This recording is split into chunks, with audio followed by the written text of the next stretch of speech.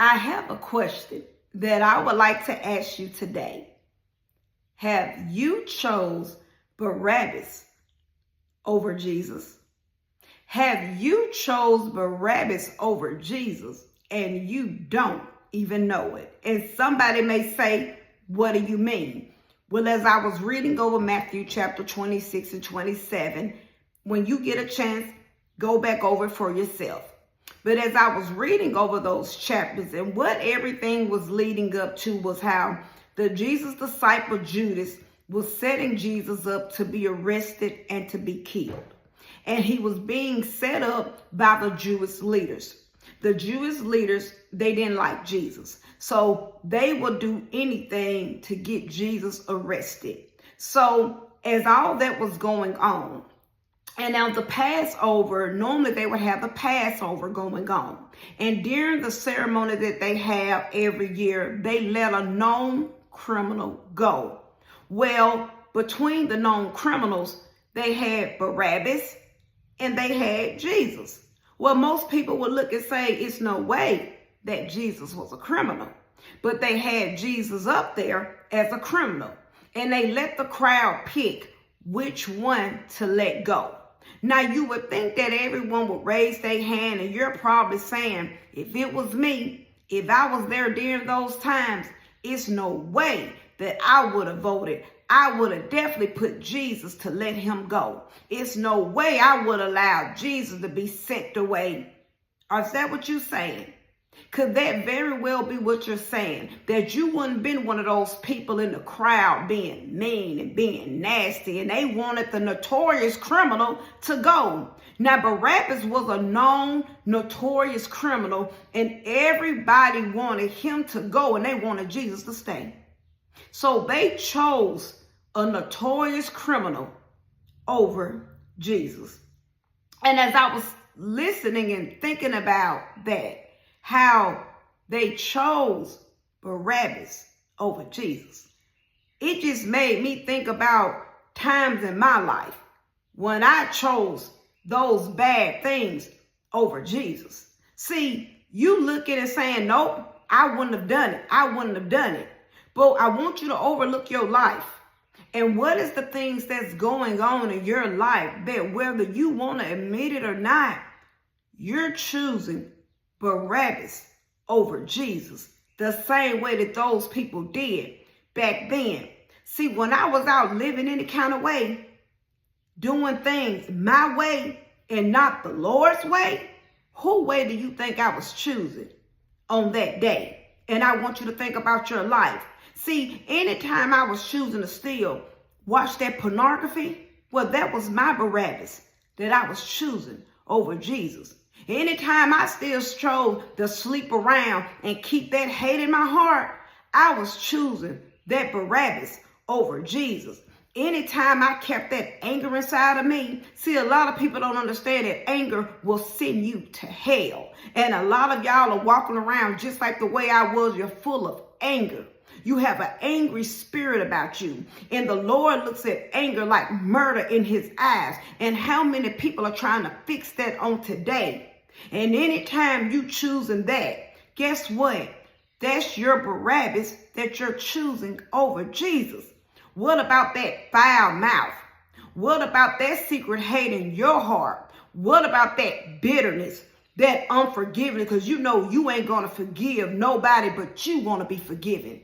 Anytime you keep on holding these grudges and saying, I'm not going to forgive anybody for what they did to me, that's your Barabbas that you're choosing over Jesus, and you don't even know it. Anytime you still say, forget that crap, I'm going to stay in that common law relationship where you and that man been with each other going on 10, 15, 20, 25 years, you're choosing, that's your Barabbas that you're choosing over Jesus. I want you to think about it now. Anytime you still choosing that same-sex relationship to say, nuh-uh, I love this person and I'm going to be with whoever I want to be with, regardless if it's the right way, that's your Barabbas that you're choosing over Jesus. Anytime you still choose to say, I'm going to take what I want to take. I'm going to kill who I want to kill. I'm still going to molest if I want to molest. That's your Barabbas that you're choosing over Jesus. Anytime you say that, I don't care if I'm a married man or a married woman, I'm still going to be with who I'm going to be with. I'm not going to be faithful to my mate. I'm going to still do me. That's your Barabbas, whether you know it or not, that you're choosing over Jesus. Anytime you say it's my body, my choice, and if I don't want the baby, I'm going to get rid of the baby. That's your Barabbas that you're choosing over Jesus. What is it on today that you have to be real with yourself? And you got to get in front of that mirror and do a self-examination and say, you know what? I've been choosing that over Jesus. I've been choosing that sin over Jesus. I've been choosing that money over Jesus. I've been choosing that man, that woman over Jesus. I've been choosing that no good lifestyle over Jesus. Well, today, if you truly want to choose Jesus, you got to start living for Jesus. Because anytime you decide to say, no, I'm doing things my way, and I'm going to keep living any kind of way, and I'm going to keep living the wrong way, you're choosing Barabbas on today. Today is the day to go before the Lord and seek the Lord and say, Lord, I want to start living for you. Lord, today I'm choosing you. And if today is the day that you know that you truly choosing the Lord, you have to start living for the Lord. And you got to let go of anything that don't represent the Lord. If you want to raise your hand and say, when I leave this world, I want my soul to forever be with the Lord, today is the day that you have to surrender to the Lord. You have to surrender your lifestyle to the Lord. You have to start being obedient to the Lord. I have to go to the Lord and ask the Lord for forgiveness, because whether we don't know this stuff or not, but I had to say, Lord, forgive me for choosing many sins before you, for choosing no good men before you. Because whether we know it or not, whenever we choose anything that don't represent the Lord, that's our Barabbas that we're choosing before the Lord. So let's go to the Lord and let's seek the Lord, so we know that we can be right with the Lord. And if there's anything that's holding you back, you can go and say, Lord, I need help to get rid of anything that's causing me not to live for you.